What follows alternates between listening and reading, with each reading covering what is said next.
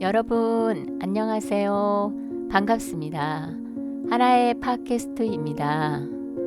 오늘은 대한민국 국보순례 세 번째로서 제11호 익산 미륵사지 석탑, 제12호 구례 하엄사 각황전 앞 석등, 제13호 강진무이사 극락보존 3점을 소개할게요. 먼저 국보 제11호 익산 미륵사지 석탑입니다. 백제 최대의 사찰이었던 익산 미륵사는 무왕 때에 창건된 것으로 알려져 있어요. 미륵사는 3개의 탑과 금당 등으로 구성된 독특한 배치 형식입니다. 이 미륵사지 석탑은 3개의 탑 중 서쪽에 위치한 탑이에요. 우리나라 석탑 중 가장 규모가 크고 창건 시기가 명확하게 밝혀진 석탑 중 가장 이른 시기에 건립된 것입니다. 원래는 9층으로 추정되고 있으나 반파된 상태로 6층 일부까지만 남아 있어요. 1층은 각 면이 상칸으로 구성되고 가운데 칸에는 문을 내달아 계단을 통해 사방으로 통하게 하였답니다.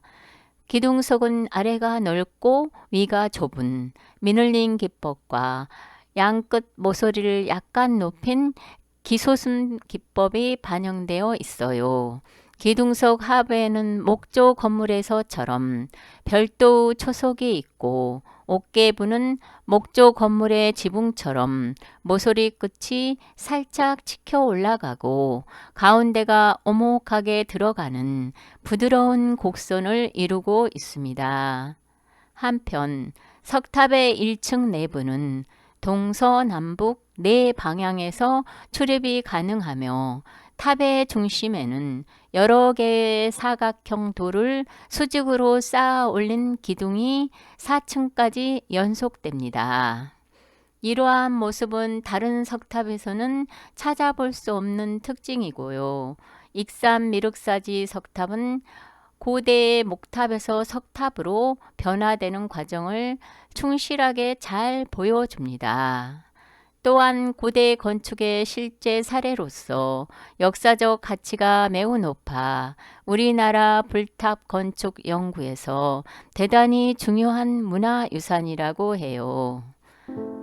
다음은 국보 제12호 구례 하엄사 각황전 앞 석등입니다. 하엄사 각황전 앞에 세워진 이 석등은 한국에서 가장 커다란 규모이고요.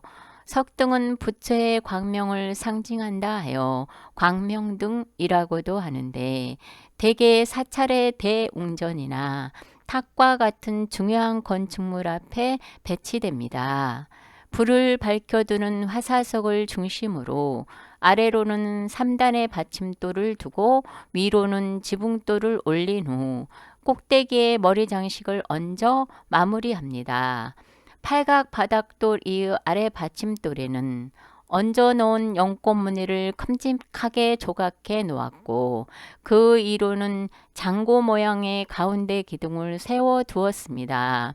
기둥 위로는 솟은 연꽃무늬를 조각한 위 받침돌을 두어 화사석을 받치도록 하였어요. 팔각으로 이루어진 화사석은 불빛이 퍼져 나오도록 4개의 창을 뚫어 놓았답니다. 이 석등은 통일신라 현안왕 4년에서 경문왕 13년 사이에 세워졌을 것으로 추정되며 석등 뒤에 세워진 각황전의 위용과 좋은 조화를 보여줍니다. 약간의 둔중한 감이 느껴지긴 하지만 활짝 핀 연꽃 조각의 소방미와 화사석 지붕돌 등에서 보여주는 웅곤한 조각미를 간직한 통일신라 시대의 대표적 작품이에요. 마지막으로 국보 제13호 강진무이사 극락보존입니다.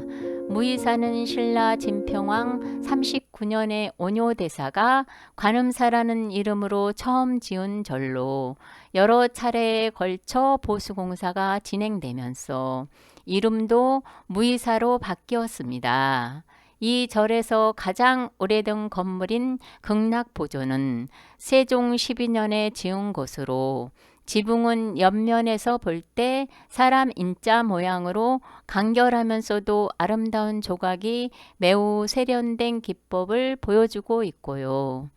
극락보존 안에는 아미타삼 존불과 29점의 벽화가 있었지만 지금은 불상 뒤에 큰 그림 하나만 남아있고 나머지 28점은 전시관에 보관되고 있습니다.